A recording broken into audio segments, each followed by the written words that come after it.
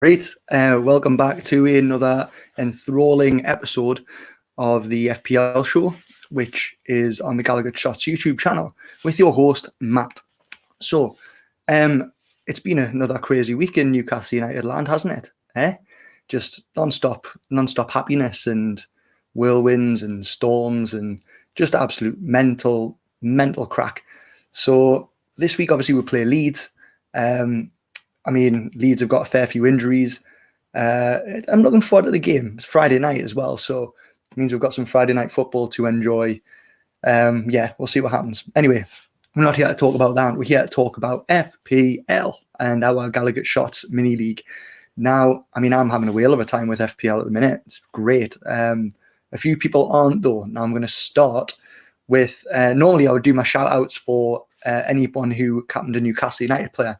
Now, I really apologise if you did that. Obviously, Wilson was injured. Don't really see much of a point. I know St Maximin was around and Willock too. But ultimately, I want to do a little bit of a wind up. So this week, I'm going to shout out those people who captained Antonio's red card, because there was quite a lot of them. And I had a bit of a giggle at this. So I think he's got a -1. So obviously those of you who are good at maths will know that -1 doubled is -2. So really bad luck, to be honest. Playing Southampton, you would have expected him to have gotten at least a goal or two. So anyway, without further ado, we have got Daniel Muckle, Jamie Hogan, Jess Cumpson, Greg Morrison, Idris Edubo, Max Earnshaw, Sam T, Matt Watson, Mark Spurs, Master Splinter, incredible name, Craig Boyle, Lee Cartwright, Chris Wallace, Samuel Ho, Chris Allen, and Holly Oakley. Sorry, guys, you got -2 for your Antonio captain. It's just one of those things, the bittersweet version of FPL there. Another person I want to shout out, I really enjoy actually, normally a Monday, I'll scroll through the Gallagher Shots League and I'll see if anybody's done anything crazy. And I've noticed somebody this week captained, I think it's Robert Sanchez, the Brighton goalkeeper, for 12 points. So, to be honest, if you're going to captain a goalkeeper, you'd want to be captain someone like a Mendy or a Edison. This lunatic captained Brighton's goalkeeper. So well done, Matthew Castellan. I hope I did him justice there. You got 12 points. Again, probably not the best considering what was about with Ronaldo absolutely battering us. But in terms of, it's essentially the same as a goal scored in FPL. So well done, Matthew. I'm looking forward to kind of spying on who you're going to captain next in game week 5. Manager of the week, I'm going to try and do this week, is the person who's going to have scored the most points in the league for game week 4.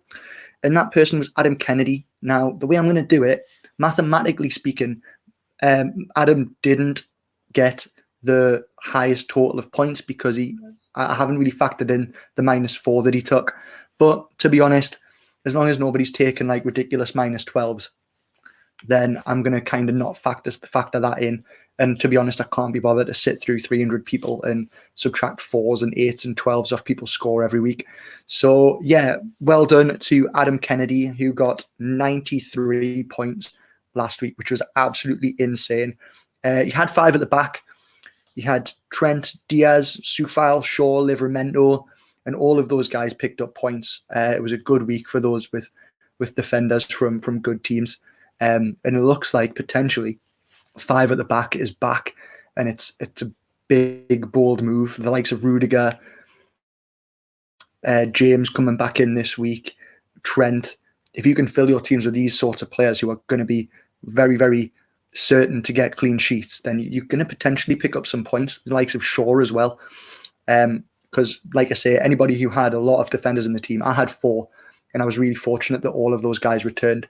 So it's one to keep an eye on.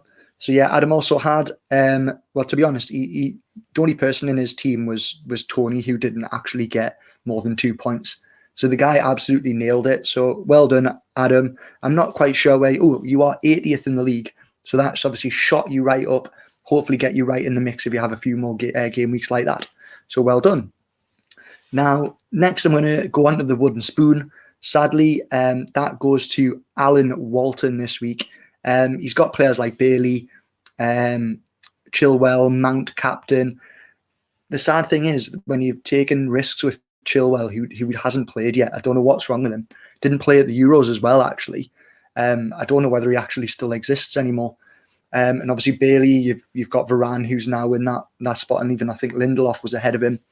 You just need to kind of have a little look out for press conferences and things like that, and check who's actually available, and see how often they've played, really, and try and transfer them out if they're missing game weeks, because they're going to get you no points if they're playing.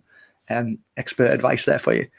So yeah, moving swiftly on then, our leader is still the same. The guy with 2 knees, Anthony, still leading, but his lead has now been cut to 7 points. Okay, we've got Graham Brown and Matt Smith, who are chasing very, very much in the mix. So it's going to be interesting actually to keep an eye on how that top 3 keeps shifting, because there's quite a gap from 3rd to 4th. So, but it's FPL. All it takes is one mental captaincy or something like that, or a really good game week to push things right back up, and we'll have a new leader. So it's definitely one to keep an eye on. I'm really looking forward to seeing it.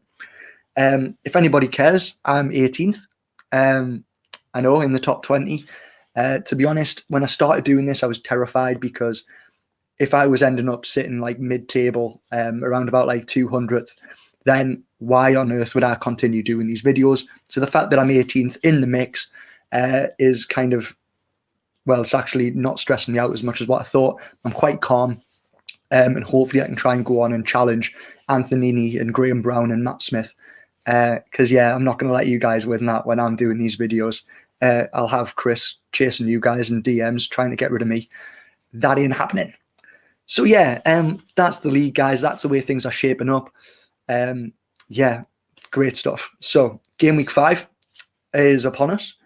There's a few issues in terms of the fantasy Premier League community, in terms of there's a lot of injuries with strikers, the likes of Calvert-Lewin, Antonio, our Callum Wilson, obviously, and potentially there was rumours this week that Bamford was going to be injured, but actually Bielsa's turned around and said that he's got no problems. But that still leaves 3 strikers in that 7 to 8 million price range, who are actually really popular players who are going to need shifting out. Now, I had Antonio, and I also had Calvert-Lewin. Now, I'm going to have to keep Calvert-Lewin this week and bench him and potentially get rid of him the week after. And I've gotten rid of Antonio for Bamford. Not targeting Newcastle, I promise.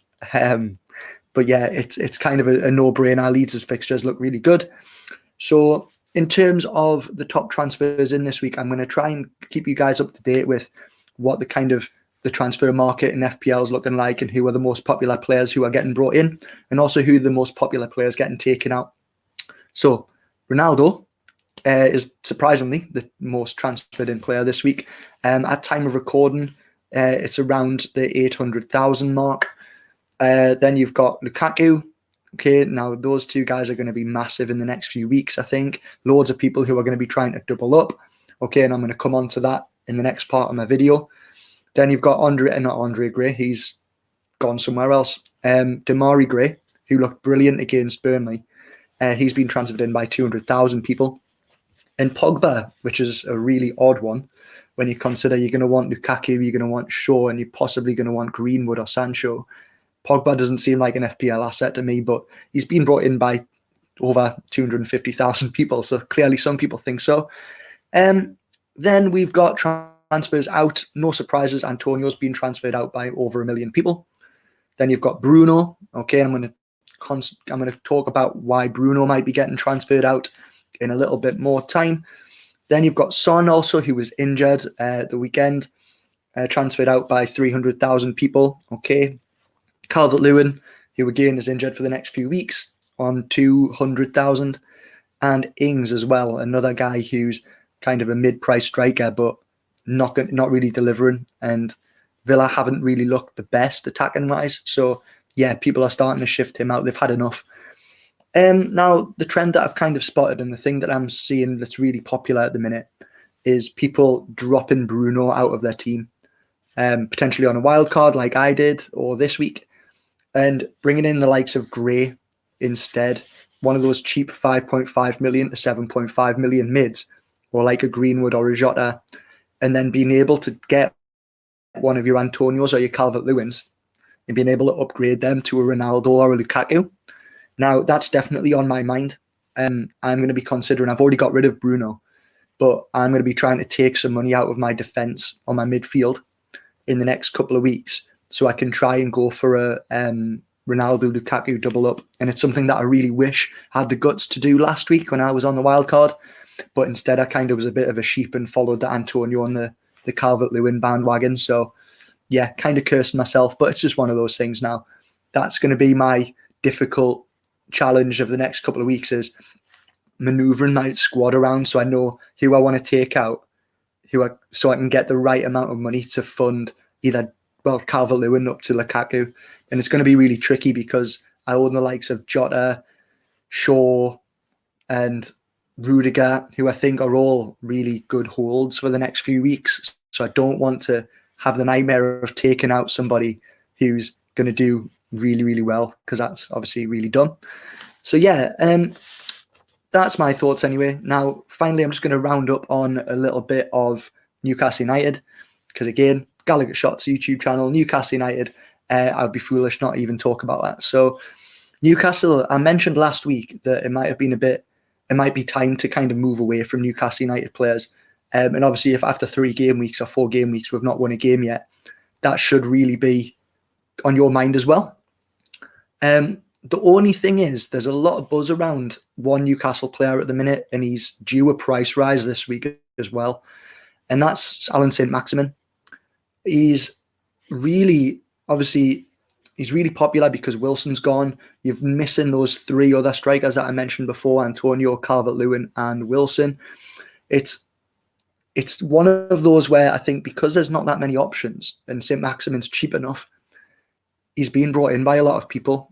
And then I kind of thought of it as people who don't watch Newcastle United regularly are just bringing him in because we don't have Wilson. They think he's going to be the focal point, which I think is true to a degree, but they just really want a Newcastle player. And I couldn't figure out why.